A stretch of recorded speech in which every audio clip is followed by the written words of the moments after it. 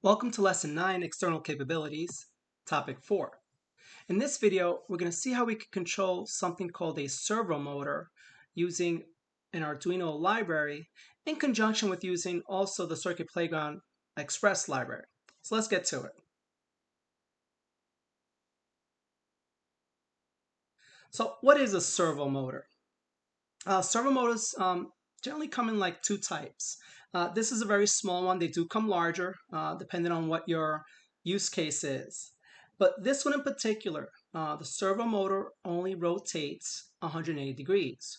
So one thing that's pretty common to servo motors is that they're not continuous in that they're not meant to continually rotate in a particular direction. They're meant to rotate to a very precise angle and then just stay there. As you can see, there are 3 wires that come off of it. The brown is your ground, the middle is your power, and then the outside, the orange, is your signal. Now I'm just going to show you another servo by comparison, just to show you that they do come in different sizes. So this is a much larger servo, and then the other thing that's special about this one, this is, you can see it there. This is what's called a continuous rotation servo. See if I get it in focus. But this one does have the ability to rotate 360 degrees. But we're going to go ahead and play with the smaller one. And again, in terms of, what do you get with the bigger one? Well, guess what? You can rotate bigger things with the bigger one. But for the smaller one, it will do just fine. So we got to connect these wires up. Now, most servos come with this type of a connector where it needs pins to be stuck into them. So what I've done is I have some other wires that have male ends to them, little wires that stick out of it. So in one case, I'll make sure I stick them in the right, yeah. And it's not, there really is no right or wrong way to stick wires. It's more about, are you going to be able to keep track of which wires are which? So the fact that I have a brown wire and there's a brown wire as part of the servo made sense for me to keep them straight. Same thing with the red. The only one that I didn't have a color that matched was the orange, which will be going towards the green wire. All right, so now that we got those wires, now we can connect our alligator clips. Now again, this is not ideal. What you might prefer to do if you're good at it is to actually solder the wires directly to the Circuit Playground Express. That creates the best connection amongst everything. So let's take our power, which is our red wire, and let's make sure we get a good connection there. And let's connect it to that 3.3 volt. Let's take our black alligator clip, connected to our brown, which was our ground.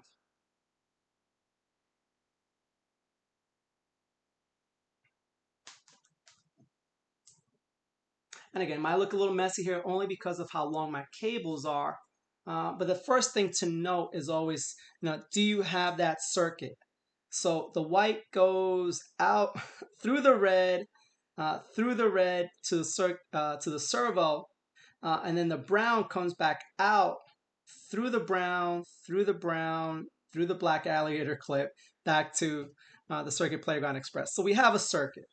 Now we got to connect this little guy here, the green wire, which is our signal wire. So we're going to take our blue alligator clip and we're going to connect it to A2 because that's what we already have programmed in our example. And then we have this. All right. The other thing I'm going to do is I have a little sticker here so that we can see that this thing is actually rotating. Normally, you would stick, like you saw with the bigger one, you would have connectors that you can put on, which have the ability to, I don't know if you see little holes in there. You can put screws in here, and then you can actually attach boards, metal pieces, whatever, so you can actually rotate something large using these servos. But in my case, I'm just going to use a little sticker just so you can see that it actually rotates. So let's go to our example. And let's see what we have. So we've loaded up the Circuit Playground Express library. We've also loaded up an additional library called servo.h. This library comes with the Arduino IDE installation.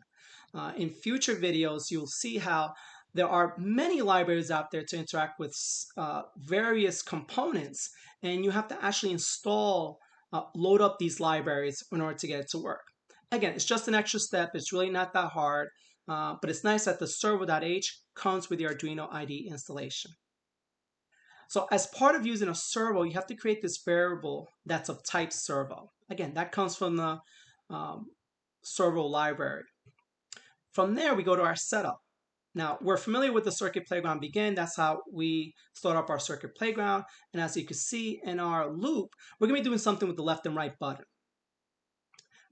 You'll also see in the setup that the servo gets attached to a particular pin. Hopefully your gut feeling, told you that that somehow needed to be addressed. Like, where is that signal getting its information from? So it's getting its information from pin 9 or the capacitive touch labeled A2. And if we could see here, we're going to be printing out the position so we could see it through a serial monitor. But when we press the left button, we're going to be increasing this position by 2. When we press the right button, we'll be decreasing it by 2. Ultimately, that value of position is going to be written to the servo. So we're going to be able to control the position of the servo with the buttons. So let's see that in action.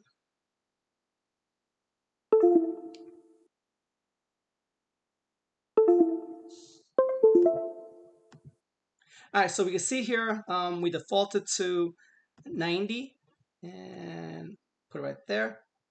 And let me put this a little smaller. So now what I'm going to start doing is I'm going to start pressing the left and right buttons. And you can see that the arrow is changing. So I'm controlling the position of the servo using the buttons. Now if you say, oh, well, it's turning so slow. Well, you could definitely improve on that. A couple of ways you can do it is to simply increase how much you rotate by with each press. So I'm going to increase it to 5, a little more than double the speed.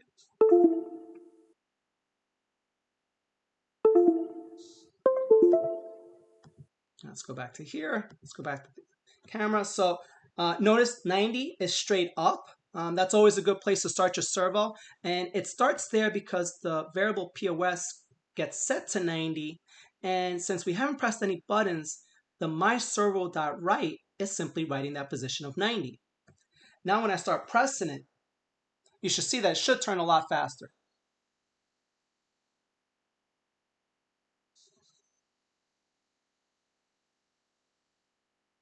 And I also want to show you that if you go too high, again, this particular servo will only rotate 180 degrees. So if it goes above 180, it just won't rotate. And if it goes into negative, it just won't rotate. So there you go. So that is how you work with a servo. So let's go back to our presentation.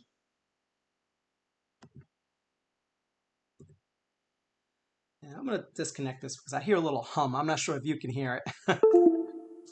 So in Lesson 9, External Capabilities, Topic 4, we saw how we could use servos to control a motor, which definitely elevates the types of applications, programs we write.